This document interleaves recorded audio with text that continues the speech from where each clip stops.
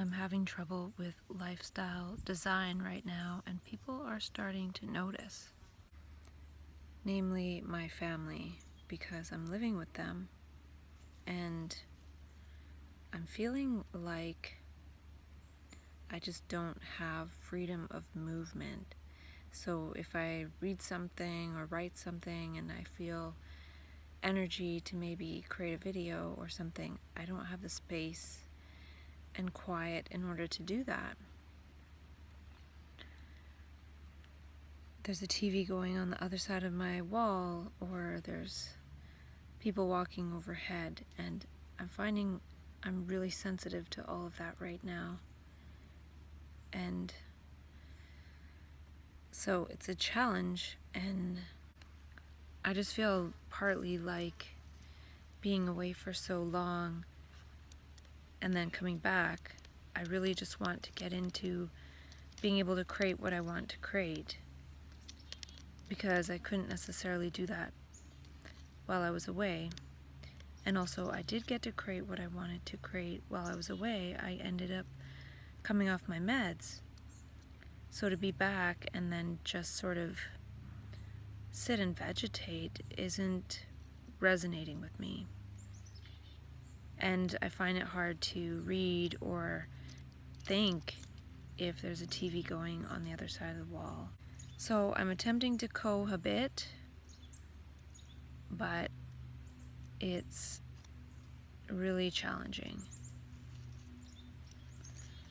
And it's only temporary until I go back to the other place or whatever, but even for now, it's challenging. So it's making me ponder some things that I read about Stoicism after watching a talk by Tim Ferriss. And there's a guy, I think his name's Jamie Holiday, and he wrote a book, or at least a chapter in a book called The Obstacle is the Way. Oh my gosh, it's a hummingbird.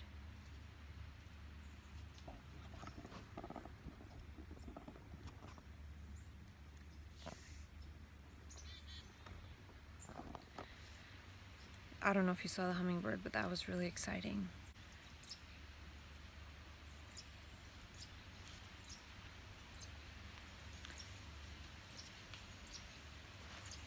So it feels like an obstacle in my living situation that's temporary, but it also is teaching me what I can live with and what I can't.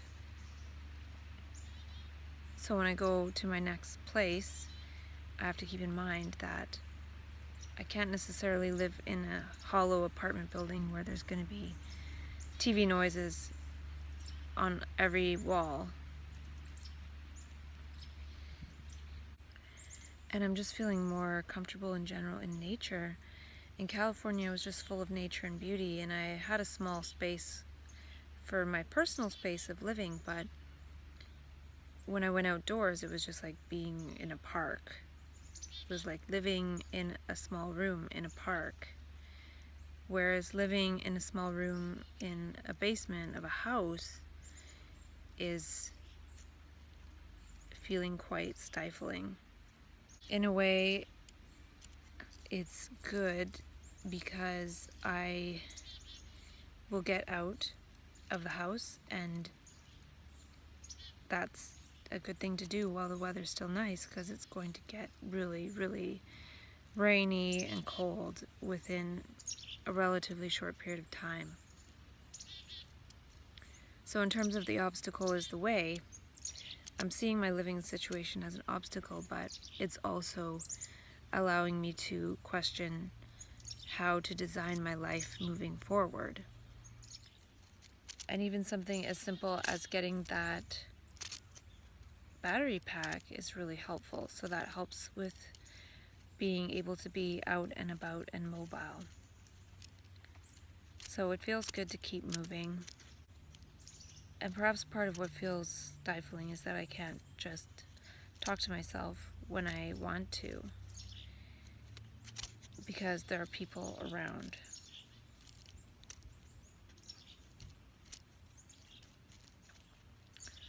And they don't know that part of it. I didn't say that I talk to myself on video, so I need quiet, and I need to be able to think, and I need space. And this leaf is really cute.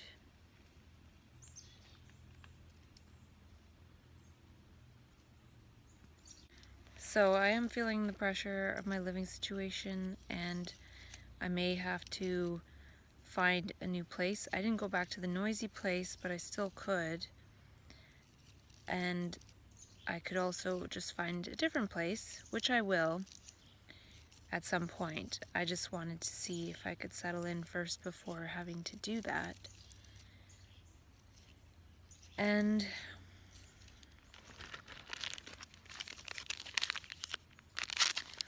this isn't even my PMS week, and I'm already starting to feel the pressure building up.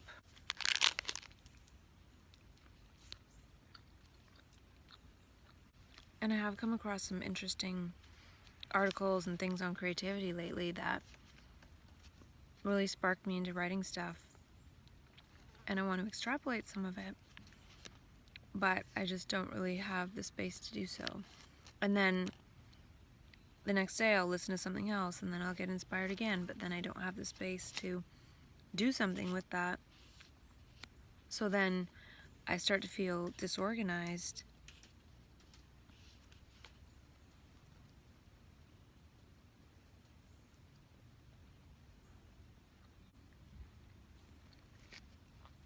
There's a woodpecker or something.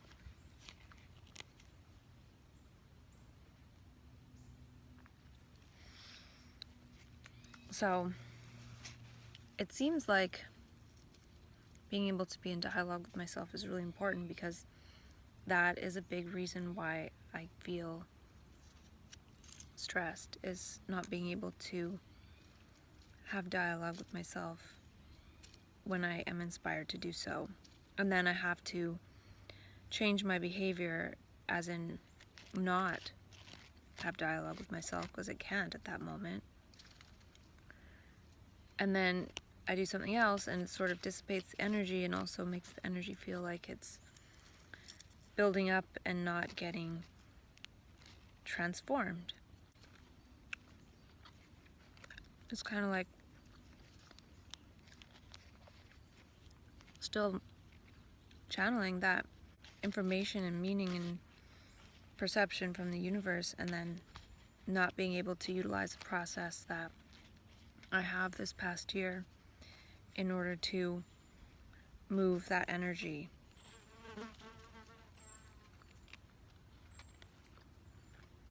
But then I feel some kind of guilt in a way, because I'm more connected to that process than I am to the people around me sometimes. But that's not true. I'm connected to people, but I don't need to be around people all the time. I would rather be able to control when I see people and when I don't, instead of always living around people.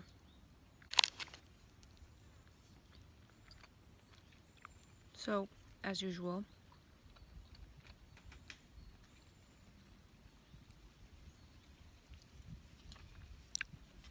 it's a continual learning process. My nervous system might be extra sensitive because I was in a place so quiet and pristine and beautiful for so long, and now coming back, this situation feels more intolerable than perhaps it could.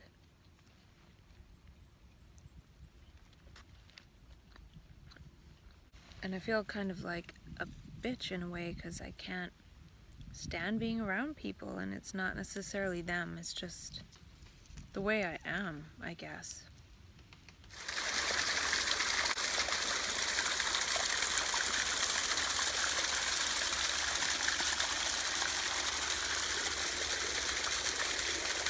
I feel like I can sit in a park and do nothing. But if I'm in a house and I'm just sitting there, not able to move in a way because there's so much noise and things going on around me, I'm not okay with that. And in California, I really connected to nature, so I feel like I almost became more nature. More of my being is just nature. And that's part of being human too.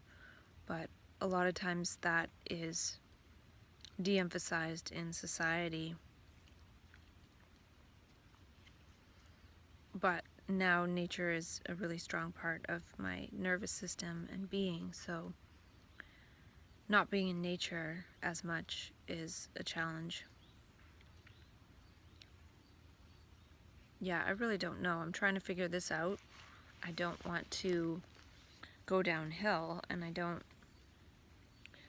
want to end up seeming really unwell to people. And I was fearing this, and I was hoping I could just come back and be fine and everything would be smooth sailing, but it's not turning out that way. It's turning out not worst case scenario, but a pretty bad case scenario where they're noticing that I'm not doing well in that situation. I've still been using the Muse headset, and I do like it actually. I usually sit quietly before I go to bed because that way, after I take the 6 amino acids of hearty nutritionals, I can allow it to go into my stomach a little bit before laying down, because otherwise it can have a tendency to come back up and get stuck in my throat and gargle around, and it's not very pleasant. So now I've just been putting the headset on while I sit quietly, and that time of night is quiet, so I'm able to just be quiet and sit quietly. And I did a 12-minute meditation for the first time, and it asks you to pay attention to your breathing. And this time I was paying attention to my belly breath for the first while, but I really found myself trying to pay attention to what would get more birds, which is the time when the brain has been calm for a little while. So the first 6 minutes I was able to get 3 birds, and then the last 6 minutes I actually got 16 birds. And I noticed the difference was actually paying attention to my breath through my nose as opposed to my belly, because the instructions say pay attention to your breath somewhere, wherever is most comfortable. So I just assumed, oh, my belly's a good place. But this time I actually was paying attention to my breath in different spots on my body until I noticed that paying attention to my breath through my nose actually created a lot of calmness in birds. And I also had 12 recoveries in the first 6 minutes, which means my brain went into the active zone. So recovery is good in a way because I was able to go back down out of the active zone into neutral or calm. But it's also not good because that means my brain went into the active state. And so the first 6 minutes I had 12 recoveries, and the last 6 minutes I had 6. So I was definitely a lot calmer in the last 6 minutes, and I will show those graphs.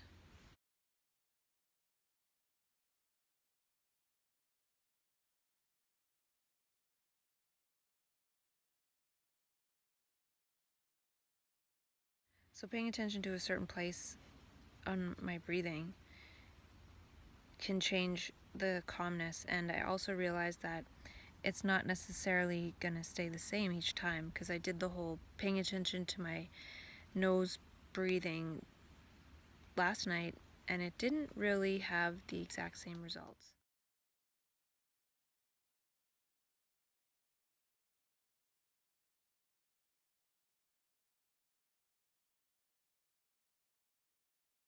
It seems, though, that I've gotten to a place with that headband where I really am paying attention to and monitoring my inner space and seeing how that changes the feedback from the sound of the app.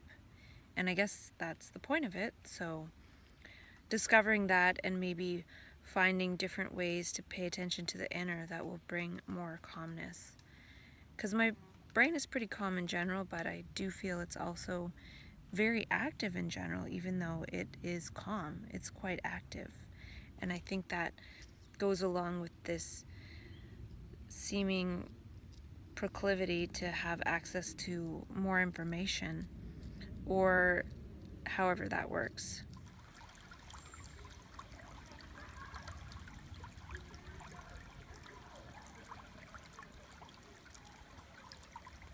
And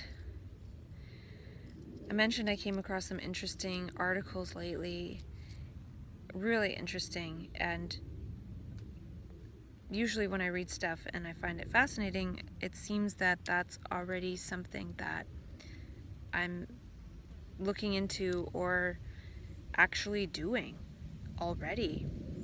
And somebody that I came across by watching a video that was just on my YouTube main page as a recommendation was by a man named Bo Lotto, and he's a neuroscientist.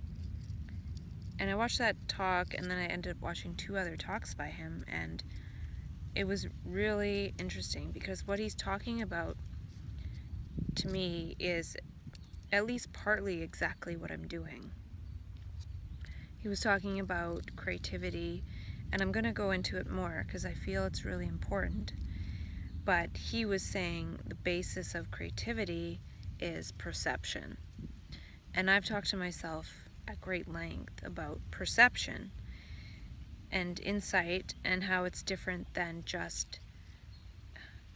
And I'd want to stop saying the word just. Somebody pointed that out to me, not to point it out, but then I noticed that I say just a lot, and I say really and actually, and some of these qualifier type words that aren't really necessary, because I was listening to a video from November that I made on some business ideas just to see what the heck I was talking about, because I don't remember.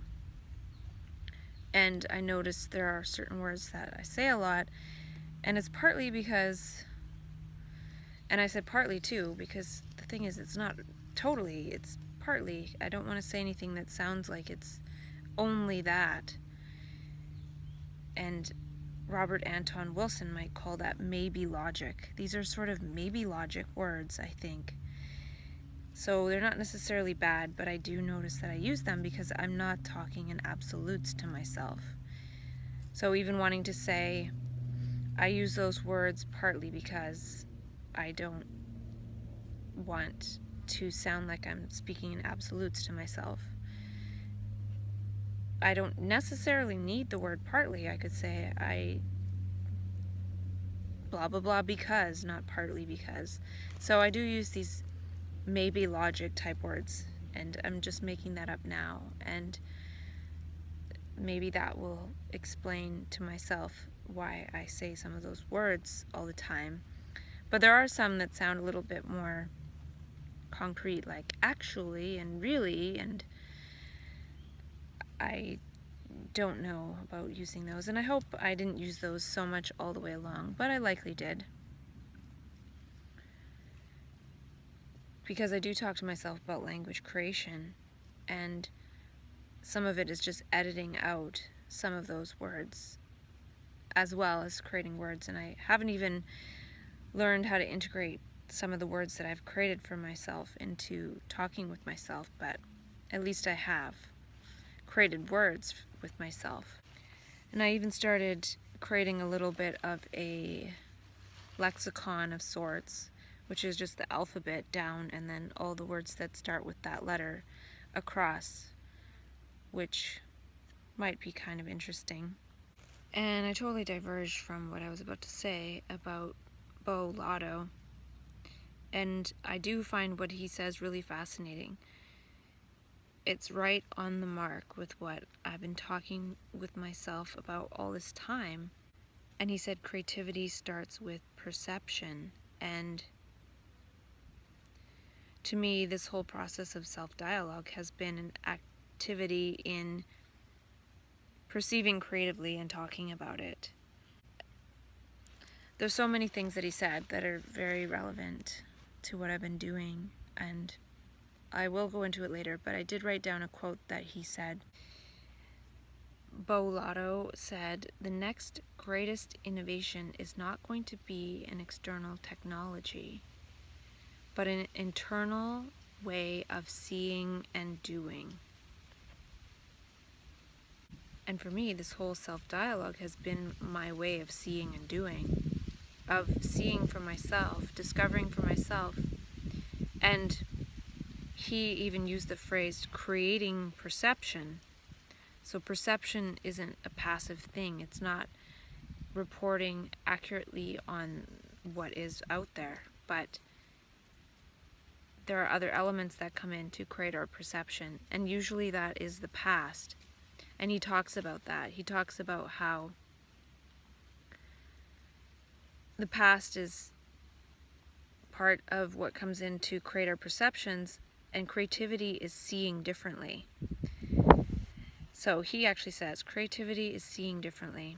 And I've talked to myself for hours on all the ways that I see differently, especially related to mental health.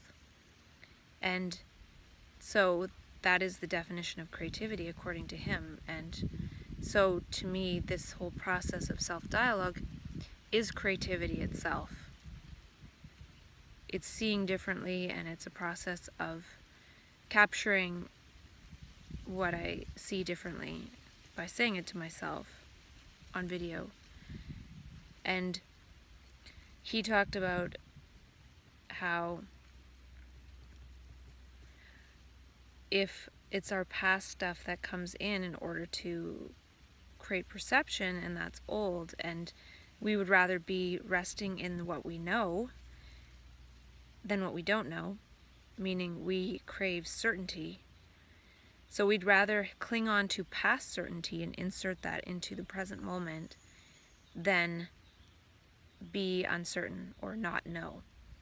So all of our accumulated memory and experience is the known, and we cling on to that and add that into our perceptions, and so we're not able to see differently, so we're not able to be creative. So we'd rather be certain than creative. And I don't think he said it that way, but it sounds like we'd rather be certain than creative.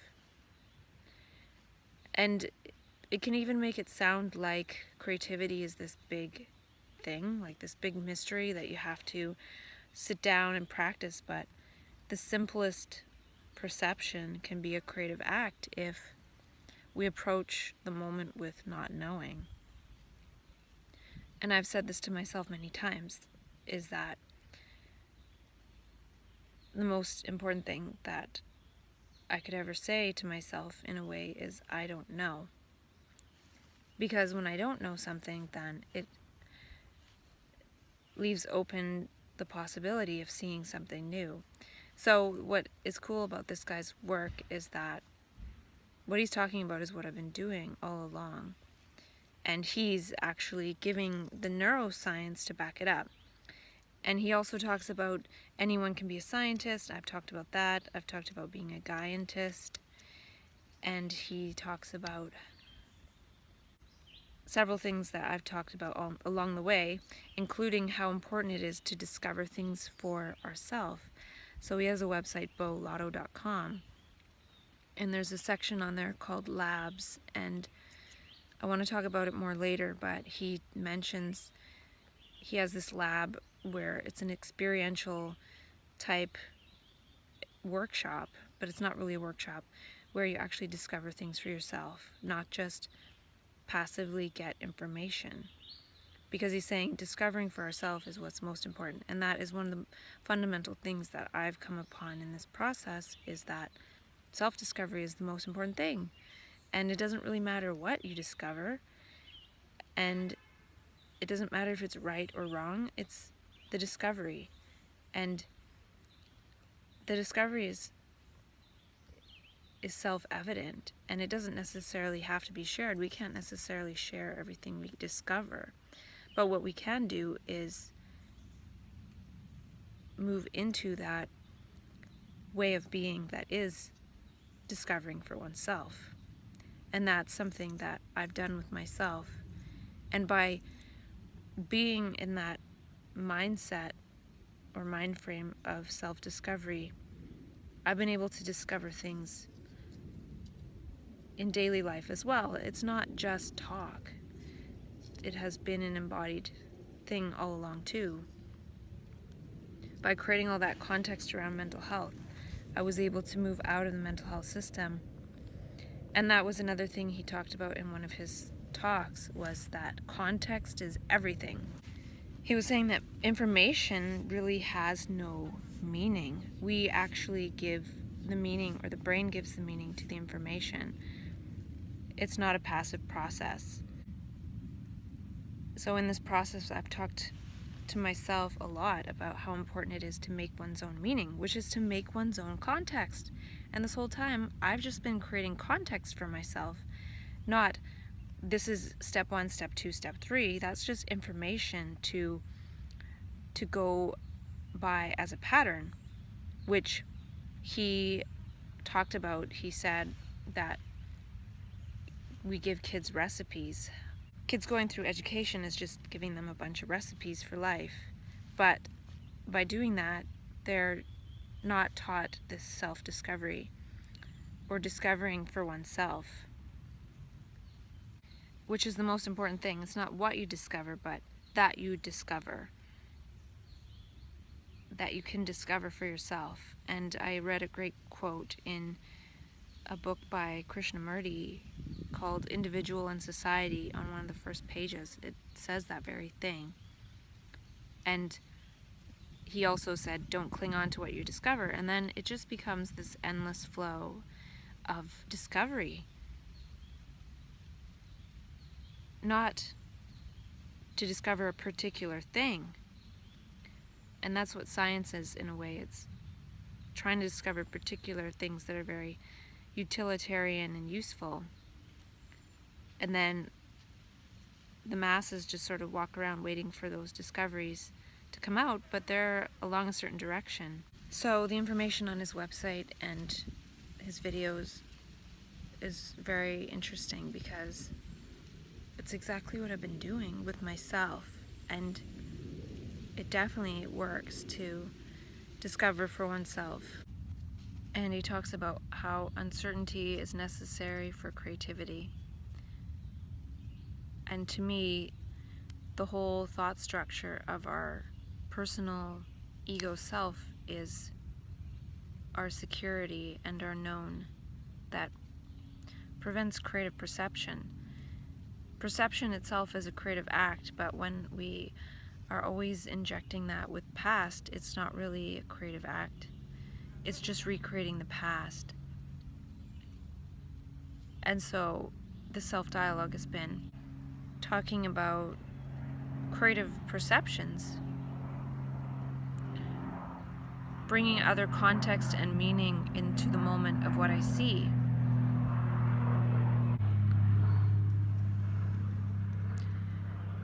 And this, in a way, is a selfless operating system, because the self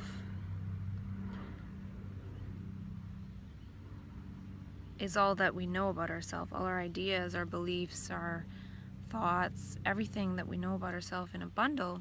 So when we're not bringing that into the moment, if we're not associating everything we see with ourself and fear and pleasure, moving towards or moving away,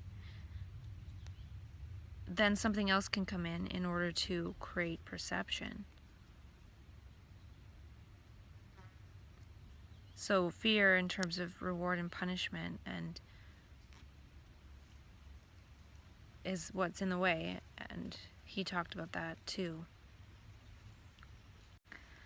So yeah, lots of parallels. The difference is that I've discovered this for myself along the way, and now it seems whenever I reach out to see what other people are doing, I see they're talking about exactly what I'm doing and have been doing with myself by self-dialogue. And self-dialogue just means I'm talking to myself, my being, and I created new words around myself as well. So I don't even really like the word self. I could just call it creative dialogue, because it's talking about creative perceptions, not just thoughts about the self. I don't know. This isn't about some separate creativity. We are that creative energy in the most powerful embodied form in the universe. I learned about the term neuro-Buddhist and neuro-Humean for David Hume. So I want to create the term neuromanian